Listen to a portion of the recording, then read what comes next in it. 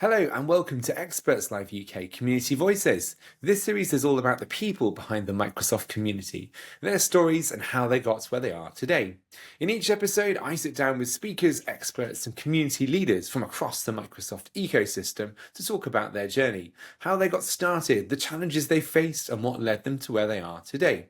So, whether you're just starting out or whether you're deep into your career, the goal here is to share real stories and real lessons from real people from the real community. And in that spirit, today I'm joined by co-host Nathan Hutchinson. Hello, Nate. How are you? Hello, Bruce. I am very well, thank you. I'm pleased to be here. I was getting a little bit jealous of Jeff, so That's it's good good. to be here. We can't give him too much of the limelight, can we? It's good to balance these things. Indeed. Well, thank you for joining me. But I'm not alone here with Nate. No, I have a very special guest today in the form of Ewelina, who is an MVP and a solutions architect at Threatscape. So let's get started. Welcome to the show, Ewelina. How are you? Thank you very much, Bruce. So I do have to clarify though, my name is Ewelina. Ewelina. I know oh, it's a tricky man. one. Sorry So pretend about there's that. a V instead of a W. It's all good, all good. Ewelina, I will make sure I get that right in the future. I should have asked you that before we started. There you go. You're seeing behind the curtain. Well, Ewelina, let me do that properly. Maybe a good place to start is to get you to introduce yourselves to listeners. Sure. Well, first of all, thank you very much for having me on the show. It's a pleasure to be here and great to meet you, Bruce, as well. And Nate, good to see you, mate. My name is Ewelina Paczkowska. I'm a solution architect at a company called Threatscape, where I actually work with Nate. So good to see you, mate. We don't get to chat that often, especially on video. So I'm also a Microsoft Security MVP in Microsoft Purview as of 1st of December 2025, so quite recent. And I'm also the creator behind Welka's World, which some people may know me from. Sounds good. Well, there's two things I want to dive straight into there. So recent MVP then. So how did you find that whole experience, the whole process of becoming an MVP? Pretty overwhelming, I have to say. There's a lot of stuff that you need to do in order to become one. And then once you actually get into the program, there's a lot of pressure on you. I think it's a good pressure, but again, I'm kind of trying to do it my own way, do it for the long run, and try and make it sustainable for myself and everything else that I've got going on in my life. So I'm still trying to figure out the balance, how to do things, and how to go about that stuff. But yeah, it's been great, and I mean, the reaction from the public, from the community, has been absolutely awesome. So many amazing people have reached out, and I've only just heard great things. So again, it's fantastic. That's good to hear. That's good to hear. I've had a look at your blog as well. I was going to ask you later down the line, where did the name come from? There's got to be a Good story there. question. So ever since I can really remember, my family and my friends have always called me Welka. It's not really like a nickname coming from Ewelina or anything like that.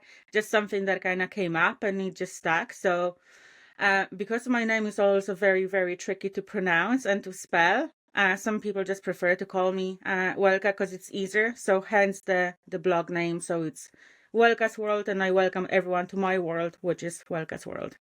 Perfect. It definitely Thank rolls you. off the tongue really well. Welcome. Yeah, Love it. it does. It does. It's like it was meant to be. Yeah. That's really cool. So you're now at Threatscape, but how did your career kind of start? What was the sort of journey that took you to where you are? Oh, I mean, it's been a long journey. It took me years to get where I am today. And it definitely wasn't a straight line to get into cybersecurity and consultancy space specifically. My background is actually in business and accounts. So I spent years working in the betting shop industry. Then I moved into accounting, and then I moved into a role working for an MSP as IT support, and kind of climbed the ladder from there, and then eventually moved into the cybersecurity space where I am now with Threatscape. So it was a long path. I have to be honest, I'm always very open about the fact that when I was graduating from high school, I was very lost. I didn't know really Mm. what I wanted to do in my life. I didn't really know what I wanted to study. I knew that I wanted to go to college. I've always been a very good student and stuff like that, but I just wasn't sure that I was ready to make such an important decision in my life that it would then shape my career and my future life as well at that stage. So again, took me a long time, but I got here in the end. That's all that matters. That's all that matters. It sounds like, from what you've just said there, quite a few sort of jumps and pivots. So the jump to support from accounts, for example, how did that kind of come to be? Was that like a natural fit, or was that something you pursued actively? How did that work? So to be honest with you guys, working in accounts, I didn't specifically enjoy it. I thought I would enjoy it when I was getting into it, but after a while, I just found it a little bit boring and tedious. So, and I've always had that passion for IT, but being a woman and growing up in Poland, IT world was very much male dominated, and I didn't really have that confidence, and I didn't feel comfortable getting into a space where I wouldn't see any other woman in it. So that was kind of really tough for me, kind of growing up and starting my career and so on. But then the pandemic came, Yes. and the whole thing just changed. And I just said to myself, you know what? Life is absolutely too short, and I should be able to pursue something that I actually enjoy. So that's how I started doing different IT certifications. I started with CompTIA A+, and that's actually what got me my first job in IT. Again, it was kind of my decision, wasn't any specific demand, or it wasn't a specific kind of natural kind of shift. But, I think if it wasn't for the pandemic, maybe it would have taken me an extra few years to kind of get where I am right now. So there's so much in there I want to sort of talk about. So you mentioned tech being male-dominated industries in general. I'd be really interested to get your views, because certainly from where I'm sat, tech is very male-dominated, and it's something that I think we should change as an industry, but obviously easier said than done. So I'm really interested to get your views on that. Yeah, absolutely. And I mean, it's interesting. And even thinking back to last week, so I was at a partner event at Microsoft's headquarters in Redmond. And I made that comment to some of the people at the conference, saying that, you know what, this is probably one of the first times where there's no queue to the ladies' bathroom. There was a queue to the men's toilet, but not to the ladies, because again, there are so few of us going to those events, and still so few of us in the cybersecurity space. And it's something that I definitely feel very passionate about, and I definitely want to change it and kind of help women kind of come into their careers within cybersecurity. So it's all about, I think, communicating that, and just creating those spaces for women, creating different opportunities for them as well, and showing them that it's okay. Like, even if you are the only woman in the room, that's fine, because the next woman that might come in, she might feel more comfortable by just knowing that there's someone out there. So we're kind of paving the way for all the future generations a little bit as well. Yeah, and that is so important. Yeah, I obviously don't have that experience myself, so I can only sort of begin to imagine. But certainly, from what I see, tech is super male dominated. It's not just cybersecurity; it's the whole of tech and software engineering as well. Is exactly the same. And yeah, I see you quite if I won't mind just jumping in there, I see you a big advocate for it on socials as well, places like LinkedIn. So presumably, if there are sort of women out there in the community that are interested in getting involved, they can reach out to you through LinkedIn, right? Yes. Absolutely, yes. So I'm actually in the middle of doing something really, really special. I met some amazing girls and women in Dallas in December when I was at the Workplace Ninjas US, where they had a scholarship program. And I kind of want to give those ladies a platform where they just essentially can say who they are, what they're planning to achieve, in hopes that someone might actually be able to see them online. Because again, the internet can be a powerful thing. So we can be living across the world from each other, but again, we can still connect, even if it's just over the network, right? That's really cool. Also, a scholarship program. Tell me more. That's intriguing. It was nothing to do with me, to be honest. So all credit has to go to John Towles from Workplace Ninjas US. So he was the one that made it happen, and he had a sponsor. I think it was the Vici that sponsored for the girls and one boy to be in Workplace Ninjas US in Dallas in December. So all their expenses were paid, and they got to attend the hackathon as well that they had as a pre-day to the conference. So it was really, really special. And I don't want to spoil anything, but I think people should keep an eye on Experts Life UK in June as well, and see what happens. Sounds good. I mean, obviously I'm biased, but I agree. Go on, Nate, you're going to say something there. No, I was just saying I agree. I'm in agreement. All good, all good. Where to go next? So we've talked a bit about your move to support. How about the move from support to security? Was that something that was also like a conscious active choice, or did that sort of happen? It was a very conscious choice as well. So, I mean, you guys know yourselves, and I don't fully know your background, Bruce, but, working with Nate, I kind of got to know him a little bit better on a personal level. So I know his background, how he used to actually be a mechanic and so on. But again, I don't know about your past experiences, Bruce, but, working in IT support, you get different types of issues coming across the desk, right? Different types of tickets. And you cannot actually get really good at anything in particular because of the vast, majority and diversity of the tickets coming through the service desk. So, you cannot just be good at like all of it. You do need to go and specialize and just choose your niche. So that's exactly what happened to me. I knew that I wasn't going to be awesome at like firewalls or networking, because I didn't really have much interest in it. But Microsoft Solutions was just something that I kind of had to work with in each one of my jobs, specifically accounts as well, because again, we would work a lot in Excel or in PowerPoint as well, and other different software that we had from third-party vendors. So again, it was kind of more of a natural move for me. Again, something that I really, really enjoyed. I didn't know that it was going to end up, Purview was going to end up being my kind of niche, but I definitely wanted to get into the Microsoft security space, and that's why I was actively looking for those roles within cybersecurity.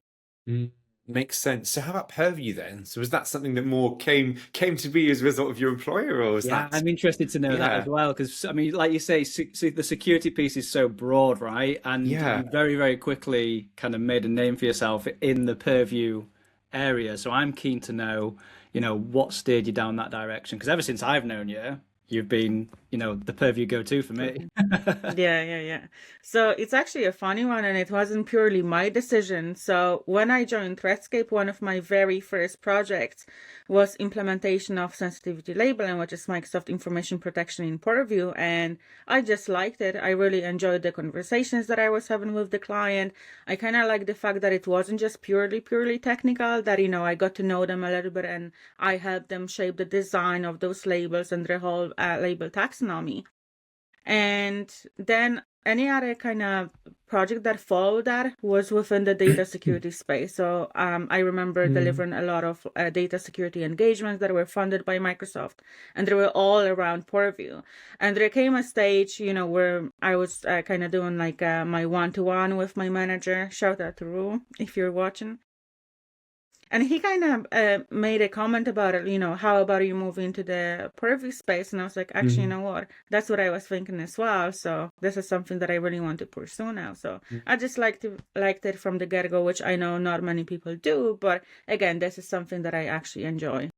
It's brilliant. So once you made that sort of decision, like I'm gonna niche down in Purview, how did you gain the skills? How did you become an expert rather than just someone sort of dabbling in it, which is more me personally? Hands-on projects, once you land the project, that's it, make it or break it, but you need to make it happen. So, that you've got a call at 9:00 on a Monday morning. So you're studying the entire weekend and trying to lab it out in your test environment, so you don't break anything for the client. So that's how it kind of happened, dive deep and either swim or sink. Makes sense. And certainly sounds like you're swimming at the moment, which is awesome news. Which I'm very happy about. Imagine if it was the other way around. Yes. I mean, I've definitely had both of those experiences in my time. Yeah. All So good. tell me actually about your past experiences, because I have to be honest, I'm very ignorant here, but I don't know anything about your past experiences. In your professional all life. Good. No worries. Well, I mean, I too sort of started in support. I did a year 18 months in IT support before going to uni. And then after graduating from uni, I went into software engineering as a software tester. So I was a tester for a while before doing project management, before finally doing product management, which is sort of loosely where I am today. And along the way, I've picked up sort of community. Technical, but in a different form. I'm very much more on the software engineering side of things through my career. But I can definitely resonate, sort of understand that whole getting into a career through support. There's some fantastic, like, foundational skills that you sort of pick up and learn that, I mean, frankly, speaking for myself, have been useful throughout my career, ever since. But that's me. Yeah. Do you still find you use skills from your support days in security? Absolutely. Yeah. And not only purely the technical skills as well, but again, because if you look at my past employment, again, majority would be still like business and accounts. So, the interpersonal skills always kind of come into play. And I think they're even more important than the technical element, because the technical element, you can just learn it, right? But when it comes to being able to communicate with the client, being a fast learner, being kind of willing to adapt quite quickly, good with time management, that all just comes in as a huge benefit in whatever role you decide to do. Yeah, absolutely. I have found in my career that the soft skills, the things that aren't the hard technical skills, are typically undervalued, but are the most valuable thing you have. The ability to get on the same level as someone and communicate is so super valuable. Absolutely. Yeah. It's funny, isn't it? How there's so many. It's almost like an ongoing theme in the tech industry. People coming into tech, and explicitly Microsoft as well, from completely different careers. It's so strange that. Do you not find that's almost across the board with a lot of people I know have done the same thing, moved from different industries. Same here, yeah. And again, I don't find it strange because that's what I had to do, and that's what you had to do as well. So I suppose it's just a natural kind of shift that happens in everyone's career. They just decide what they want to pursue, and cybersecurity is kind of the trending topic at the moment, right? With the AI, so everyone, I think, is just scrambling to get a place. So I think, well said. Definitely a piece of sort of like the cybersecurity aspect, but definitely like human nature. I don't think anyone really knows what they want to do with their whole life, do they? So we kind of bumble along until we find something that feels like a good fit, or at least see something that looks like a good fit and then shoot for it. That's certainly been my experience. Yeah. Yeah. So changing gears slightly, so think about sort of community now a little bit. So you're heavily involved in the Microsoft community. How did that kind of come to be? Was that sort of through work, or was that again through your interests?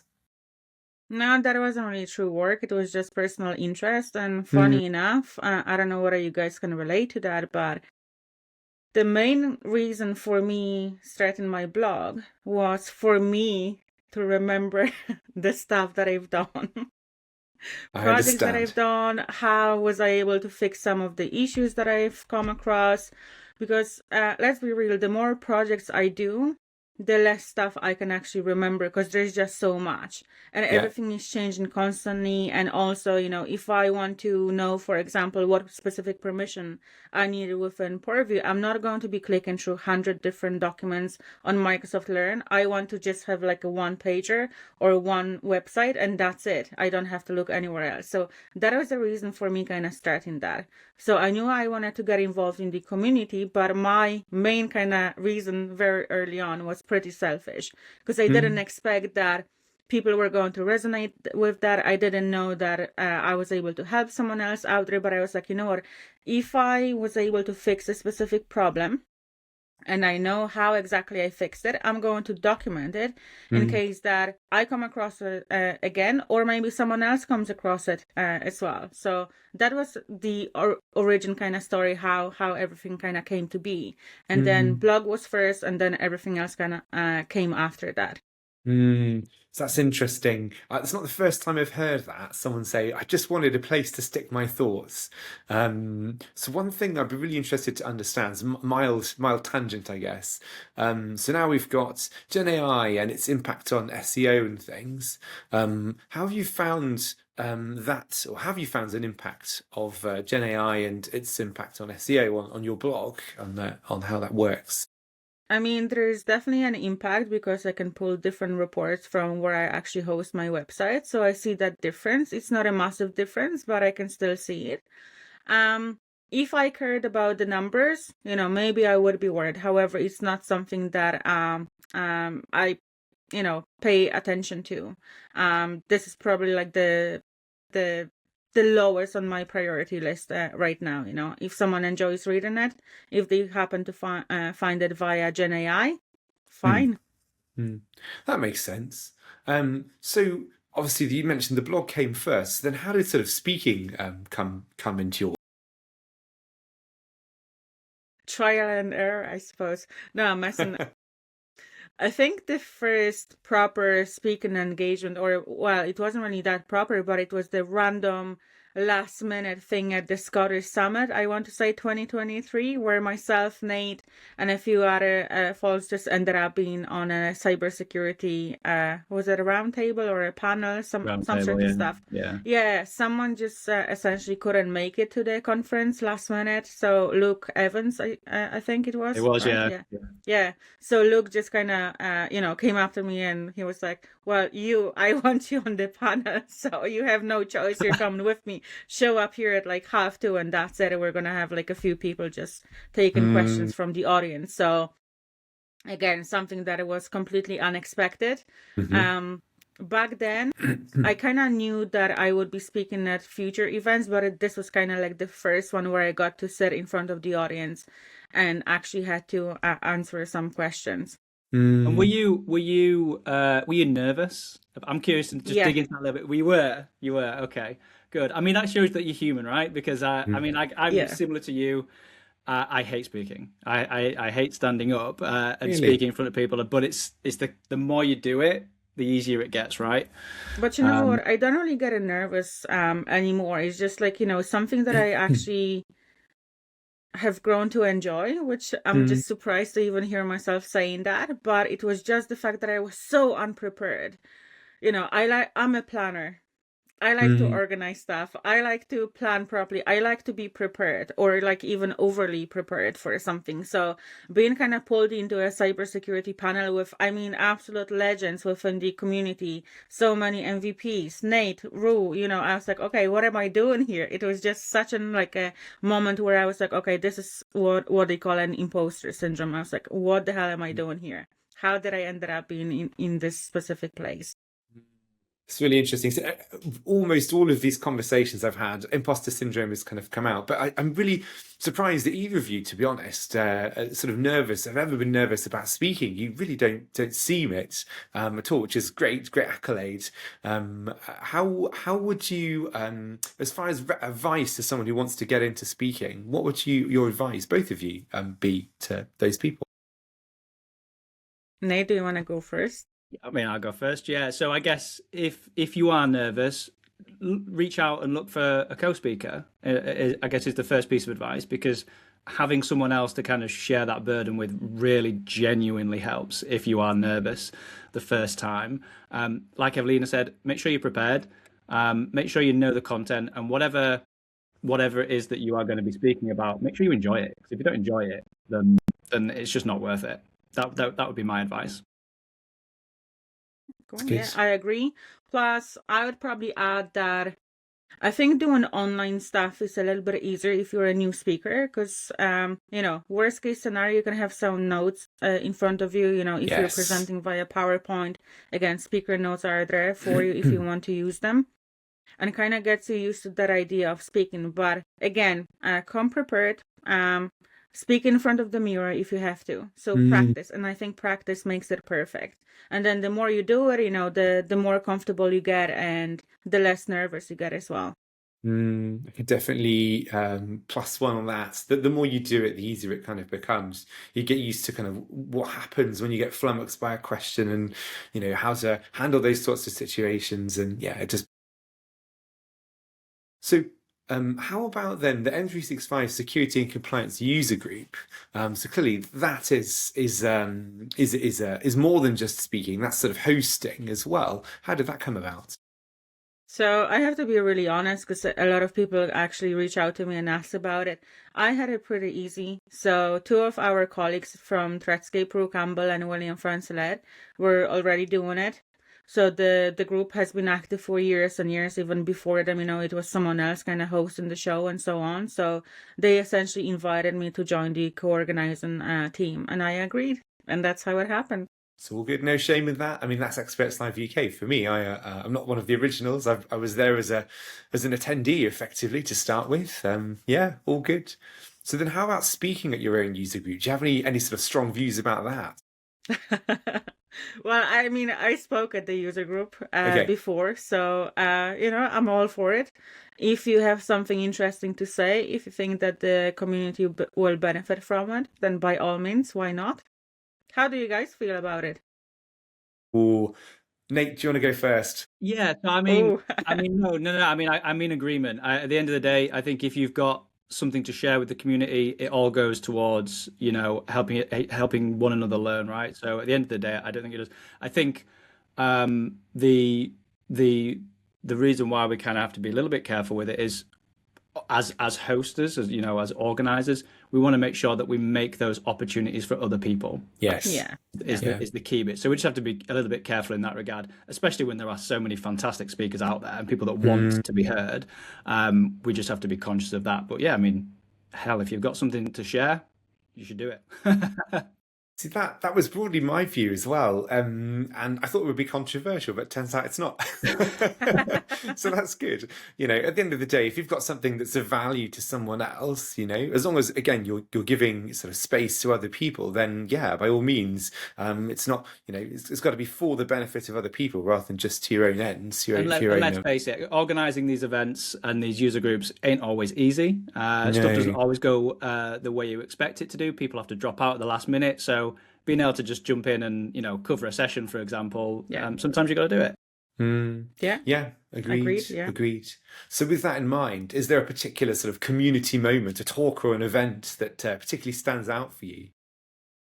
I mean, so many. I think they're all just so special in their own different ways, and I think it would be unfair for me to just pick one or two. I'm definitely looking forward to Experts Live UK in June of 2026. So yeah, it's going to be an amazing conference. And I know some people that have submitted their sessions and want to speak at it as well. So definitely on everybody's mind. I mean, so many. Again, it would be, I think, unfair and a disservice to other organizers and other events if I happen to just choose one.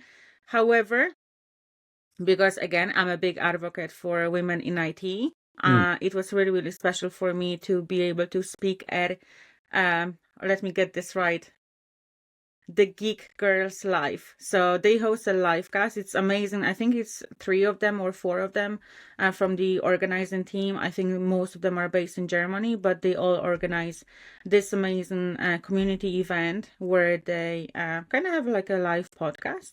Someone always presents, and it's by the women for the women in IT community, which is absolutely awesome.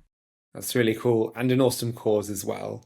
That's really cool. Yeah, so we'll make sure to link that in the show notes for sure. Yeah. Yes, definitely. As well as, of course, your blog. So thinking a bit about the blog, but sort of I'm thinking more about sort of speaking sessions. How do you go about turning an idea or something you've learnt into some content, something that's valuable for other people that other people might gain some insight from? Do you have a process there? How does that work? There's a little bit of a process. I do get a lot of feedback or a lot of requests for stuff that people want me to present as well. So I take that into consideration. Also, I kind of see, what's quite new, what sort of a solution is quite new that many people don't know about. And again, I'm a big advocate for Purview. And it's great that it's getting more attention now with the entire artificial intelligence, but it's about time. So again, I try to always kind of focus on Purview right now. AI agents, AI applications, how to secure them. That's actually a hot topic as well. So I kind of see what's needed, and I see what other people might not be presenting that I would love to present, and that's how I kind of choose the session titles, or the session ideas for different conferences and events. How about you Sounds guys? Like, good. how do you decide?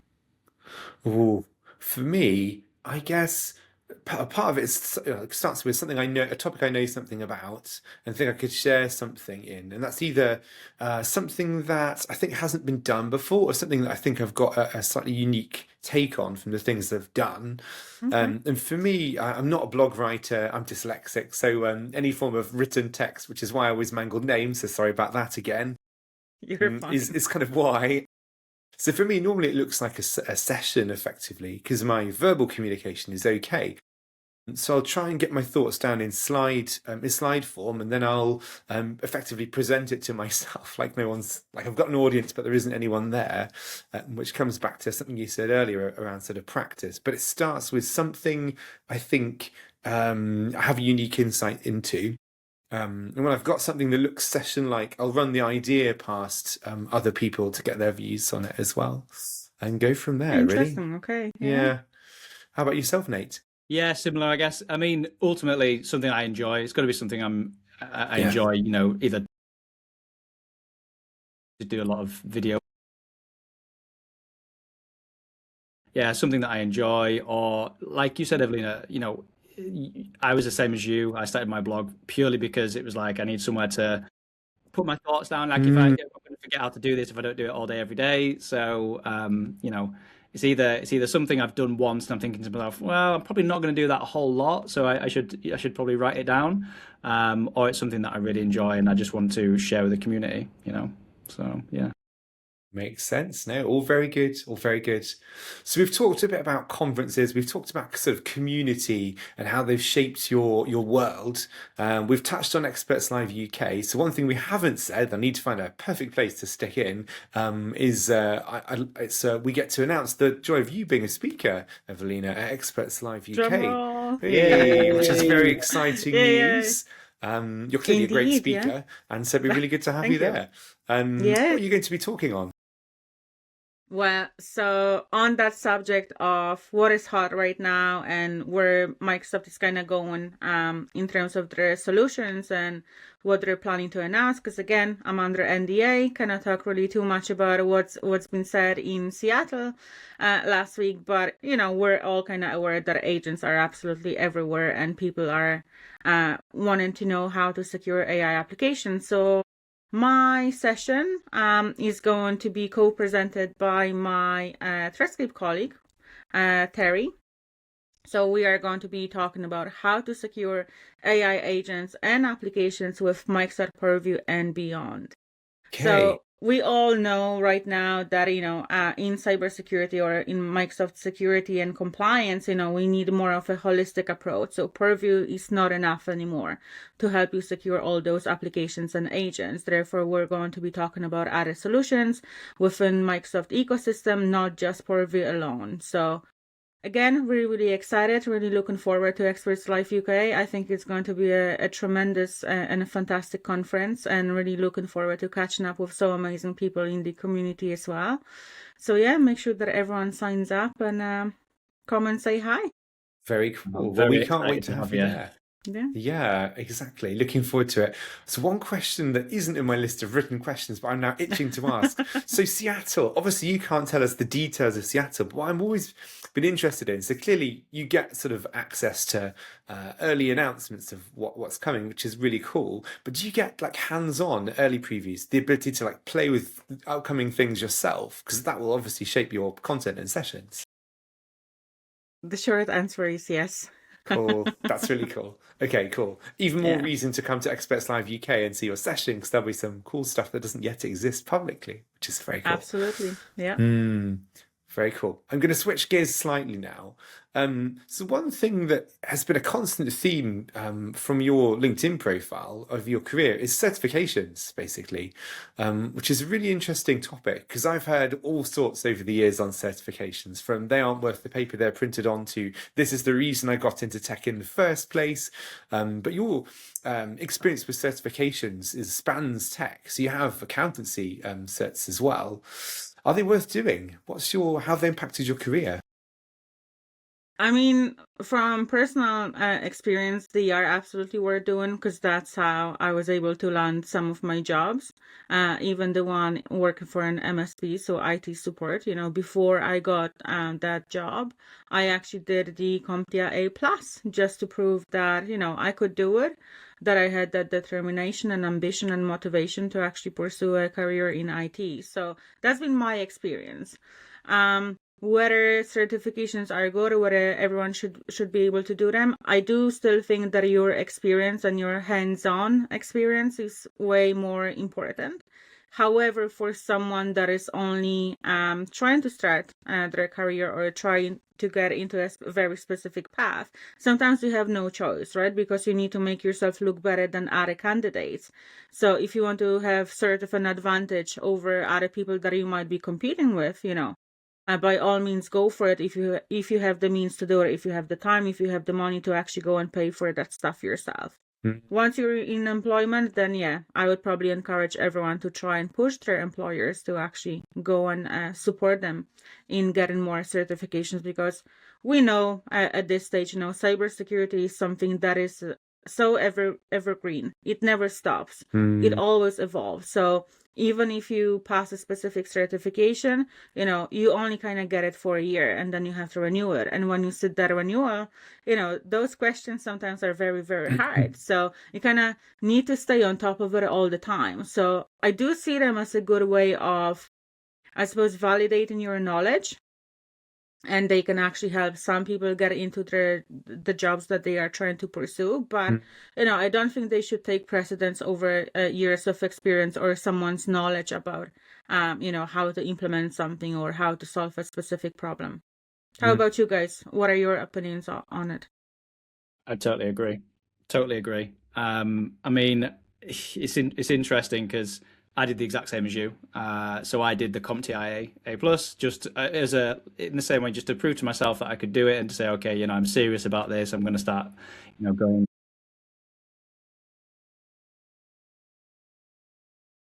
I do think that experience definitely has more weight than certification. But then at the same time, if you've only got the experience and you're looking for a job, it's a little bit difficult. So having those certifications is, again, it's that validation, it's that proof, right, that a potential employer can say, okay, this person does actually know what they're talking about. So unfortunately, I feel like it's that kind of thing that realistically everybody probably should be looking at and thinking about doing. But it's not. It's also not the be all and end all, I think, is the key bit there. There are other ways to show your capabilities. There are. I think my take is similar but different in that, I mean, because I've been in software engineering, and when I started out and I was in support, I did exactly the same thing, except my first thing wasn't the CompTIA A plus, it was the MCDST in Windows XP, which sort of dates me as well, classic retro cert there. But that's how I got started too, and I did that. I started doing that when I was in IT support, which I sort of worked into, and it was a sort of differentiator. That's how I sort of, that's why I decided to do it. But the older I've got and the more experience I've got, the less relevant they kind of become, and the more it becomes about what you've done. But that doesn't mean that they're not sort of valuable. But what that does mean is the more senior you become, it's about picking the right certs rather than just picking any certs. It's not about quantity, it's about quality, picking the right sorts of certs that are going to shape your career and are on the same kind of level as you are in terms of your career progression. So would I go and do whatever the equivalent of MCDST is now? No, I wouldn't, because it's completely irrelevant to me into my career. But it might be completely the right thing for someone else. That's kind of my view. Yeah. Well said. Yeah. There we Good go. answers. Thank you. So thinking about your career so far, you've clearly learned some things the hard way and, gained lots of experience from your job. So if you could go back in time and tell past you one piece of advice, what would it be? What would you pass on? Wow, tough question. As a tough question. Only one thing, right? I would probably just say to my younger self, relax. It's going to be okay. Don't be so stressed out. It's going to work out in the end. That's good advice. I'm one of those people that I just tend to put a lot of pressure on myself no matter what I do, because I just want to do well. I'm a little bit of a perfectionist, so it's hard, when something is not entirely perfect. But again, life is a journey. And this is something that I can apply to other people as well. Don't try and compare yourself to other people. When it comes to that imposter syndrome and whatnot, just you do you, but just relax, take your time, don't be rushing. You will get there in the end. You will. Couldn't agree more. Couldn't agree more. So thinking about tech, bear in mind what you know partly from Seattle, but what you've seen of your career, what's the one thing that excites you the most around Microsoft technology and where things are kind of heading? Agents everywhere. Agents for the win. Very cool. And that go on? Not really, even from the perspective that they're just going to be everywhere, but from the perspective of, well, we need to be on our toes, right? Because we need to be able to defend and secure those agents and AI apps and whatnot. So it will be interesting in terms of what we can come up with, what sort of policies we can build, what sort of guardrails we can put in place from not only security but also compliance and governance perspective as well, how we can make sure that what we are doing, and again, all those technological advancements are great, but only if they go hand in hand with being able to secure them and being able to govern them in the right way. So I'm kind of excited about that, to see where that kind of goes and what happens in the next 5-10 years and so on. And it's funny, right, how this sort of boom with Gen AI has made Purview stand out so much, when in reality it's been there all along. And at the end of the day, even with the Gen AI stuff, at the end of the day, it's still basic cyber hygiene, right? So, spoiler alert, I think I can share that because I think Microsoft has it in like their different reports and so on. But over the last couple of years, there's been a massive shift, and data security has kind of skyrocketed, essentially. So Purview was actually described as the money maker when it comes to Microsoft solutions. Wow. Because of the drive with AI and all that kind of stuff. That's really interesting, and wouldn't surprise me if that sort of plays into the future. AI and security is a piece of that. Brilliant. Yeah. Well, that brings us to the end of this episode of Experts Live UK Community Voices. But before we completely wrap things up, I couldn't let you go without having another further plug for the conference itself, which is on the 11th and 12th of June. Tickets are on sale now. I think we still have early bird tickets left, just about, last couple. We do. There may be not by the time this goes out, we'll have to see. But the early bird ones are a bargain at £219 a pop. So please do have a look at those, and you'll get to see Ewelina speak. And of course, all the cool things that she picked up in Seattle we'll get to hear about, which is very exciting. So a huge thank you, Ewelina, for sharing your stories, your insight and your experience with us.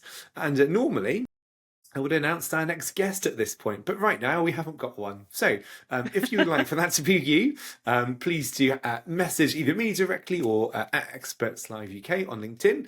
And if there's a particular angle you want for us to take, that will be really cool. But if not, we're going through the process of selecting speakers for Experts Live UK. So no, fear not, this is not the end. There are many more conversations to be had. It's just a case of who with. And if you like what you've heard today, please do share it with your friends, your family, whoever you feel may benefit from it, and give us a follow on LinkedIn at Experts Live UK for more community voices and more Experts Live UK content. So all that's left to do is to say thank you very much for watching, and I'll see you in the next episode. Thank you. Thank you, guys. Thanks, everyone. Thank you. Bye.